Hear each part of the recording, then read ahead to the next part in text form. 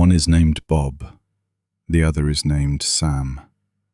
They both start with the exact same amount of money, $10,000. Same age, same job, same opportunities. But 20 years later, one becomes wealthy, the other barely has anything to show for it. What happened? Let's find out. Bob gets excited whenever he hears someone say, "Bro, this stock is going to the moon." That's all the research he needs. If a stock is already up 300%, Bob buys it. If everyone on social media is talking about it, Bob buys it. If his barber mentions it, Bob buys it twice. Bob doesn't have a plan. He has vibes. Sam is boring, painfully boring. While everyone searches for the next big thing, Sam invests in diversified funds and quality companies. He reads, he learns, he thinks long-term.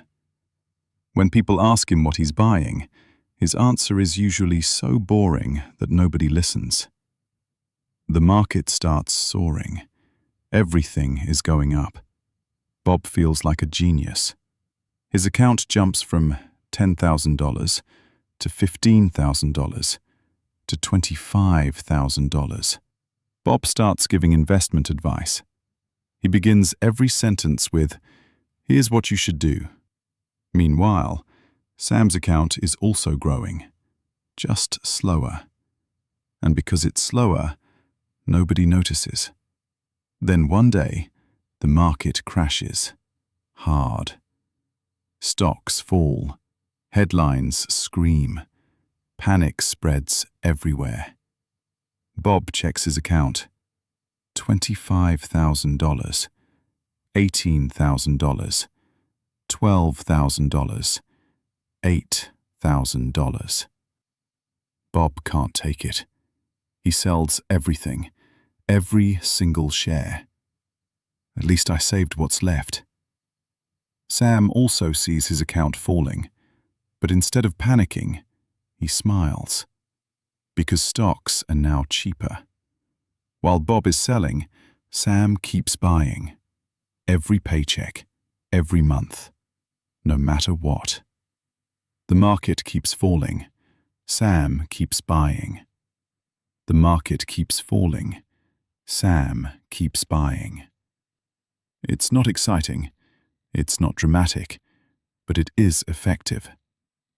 Eventually, the market recovers, as it has many times throughout history. Stocks begin rising again. Bob watches from the sidelines. He's waiting for certainty. Unfortunately, the market never provides certainty.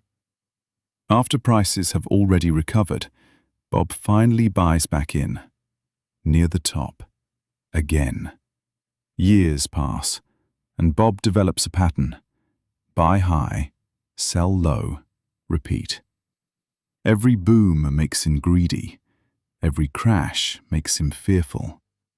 He's constantly reacting, never planning, never learning, always chasing. Sam's strategy never changes. Invest consistently. Diversify. Ignore noise. Stay patient. That's it. No secret indicators, no magical predictions, no crystal ball. Just discipline. Year after year, month after month, contribution after contribution. 20 years pass. Bob checks his account. Despite all the effort, despite all the stress, despite spending thousands of hours watching markets, his results are disappointing. His emotions made most of his decisions. Now let's look at Sam. Sam invested consistently, stayed calm, ignored hype, ignored panic, and allowed time to work for him. His account is dramatically larger. Not because he was smarter, not because he had special information, because he avoided the mistakes Bob kept repeating. Here's the surprising part. The best investor isn't usually the one who finds the next hot stock. It's often the one who avoids making costly mistakes. The worst investor thinks investing is about excitement. The best investor understands it's about consistency. The worst investor chases predictions. The best investor follows a process. The worst investor reacts. The best investor prepares. Each people thinks successful investing is about finding the perfect stock, but history suggests something different. The biggest advantage isn't intelligence, it's behavior. Because the market can be unpredictable, your emotions can be unpredictable, but your habits, those are under your control. So the next time everyone is shouting about the next big opportunity, ask yourself, are you investing like Bob or investing like Sam? The best investors don't win every year. They win over time. If you enjoyed this animated investing story, subscribe for more stock market stories and lessons. The next video might save your portfolio.